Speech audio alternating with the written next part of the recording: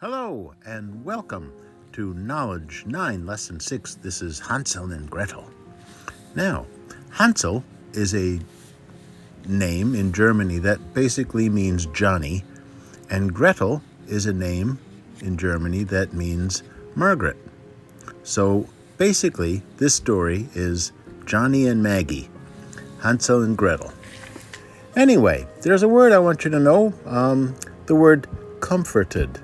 That's to try to make someone, soothed or tried to make someone feel better. Like I comforted my friend when I heard that her cat ran away. So, let's get right to the story.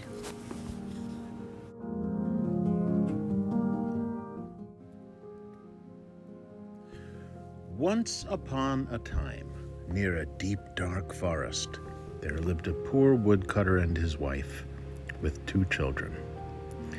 The boy was named Hansel, and the girl was named Gretel.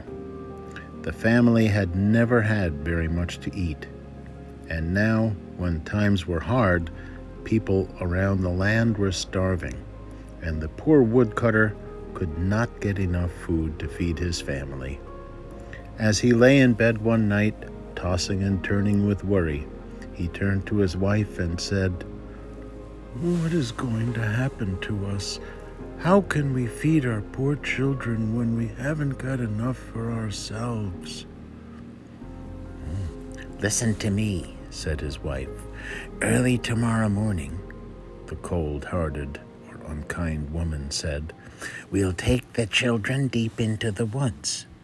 We'll give each of them a piece of bread and make a fire. Then we'll leave them and go about our work. They won't find their way home in time for dinner, and we will eat their share." "No," said the man. "I cannot do that. I cannot leave my children alone in the woods. There are wild animals. It will get dark and cold as the sun sets." "Then you are a fool," snapped the woman.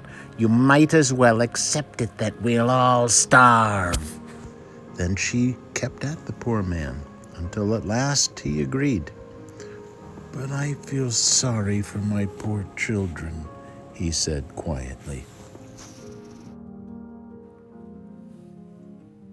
The 2 children were so hungry that they had not been able to sleep, and so they heard everything their stepmother said to their father. Gretel cried, but Hansel whispered, "Don't worry, I will think of something." And when their parents had gone to sleep, Hansel got up, put on his little coat, and sneaked outside. The moon was shining brightly, and the white pebbles that lay in front of the house glittered like silver coins. Hansel stooped and filled the pocket of his coat with as many of the sparkly pebbles as it would hold. Then he tiptoed back to bed and said to Gretel, "Go to sleep, little sister."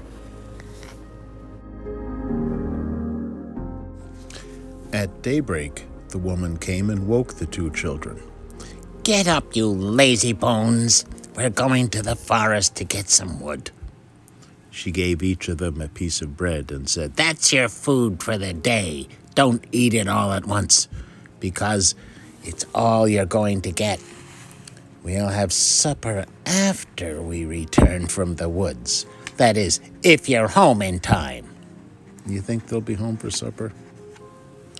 Gretel carried both pieces of bread in her apron, for Hansel's pockets were full of pebbles. They all started out on their way to the forest. As they walked, Hansel kept turning and looking back at the house again and again. His father said, "Hansel, what are you looking at? You must watch where you're going." "Oh," said Hansel, "I'm just looking at my little white kitten sitting on the roof of the house to say goodbye." Do you think Hansel was really looking at the kitten?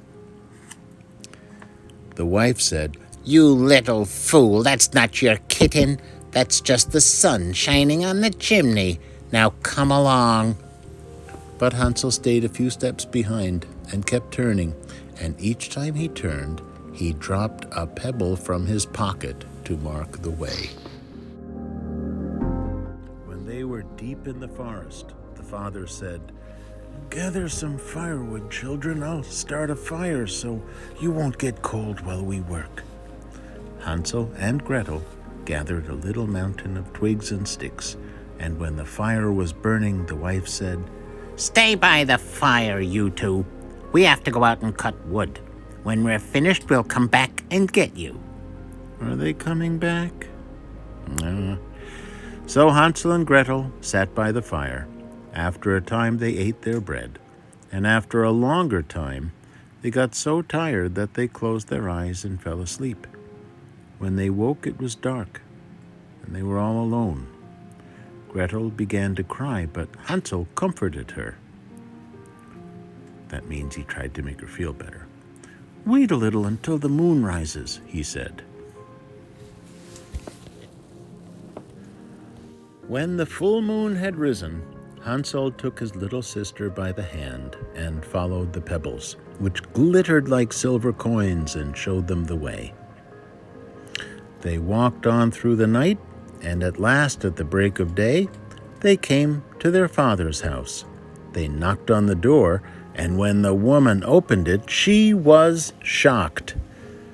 That means she was really surprised.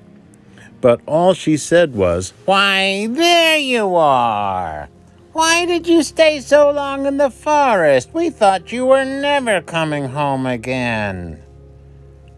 Of course, their father was glad to see them, for it had broken his heart to leave them alone.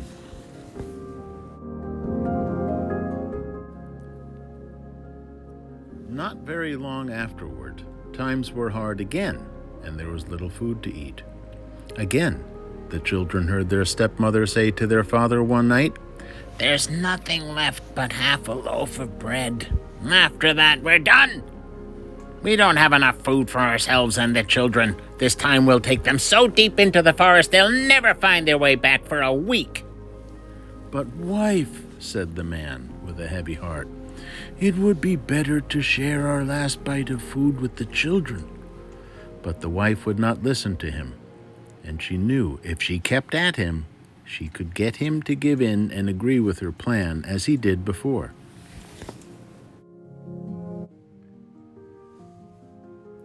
Much later, when their parents were asleep, Hansel got up to collect pebbles just as he did before, but he couldn't get out. His stepmother had figured out how they found their way home last time and had locked the door. So Hansel got back into bed and tried to think of a different plan.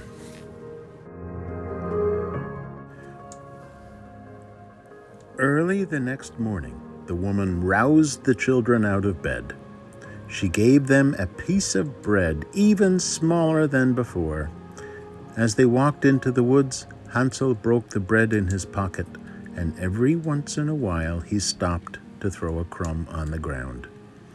"Hansel," said his father, "why do you keep stopping and looking back?" "Oh, I'm looking at a little pigeon that's sitting on the roof and wants to say goodbye to me," answered Hansel. You think he's really looking at a pigeon? "Little fool," said the wife. "That's not a pigeon. That's the sun shining on the chimney." So they walked on, and Hansel dropped breadcrumbs all along the way. The woman led the children deeper into the forest than they had ever been in all their lives. Again they gathered sticks for a fire, and the woman said, "Sit there, children, and when you're tired, go to sleep. We're going to cut wood. When we're finished, we'll come and get you."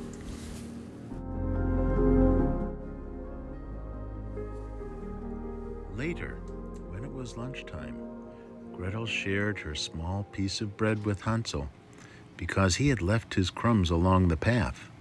Then they fell asleep. As evening came, no one came to get them.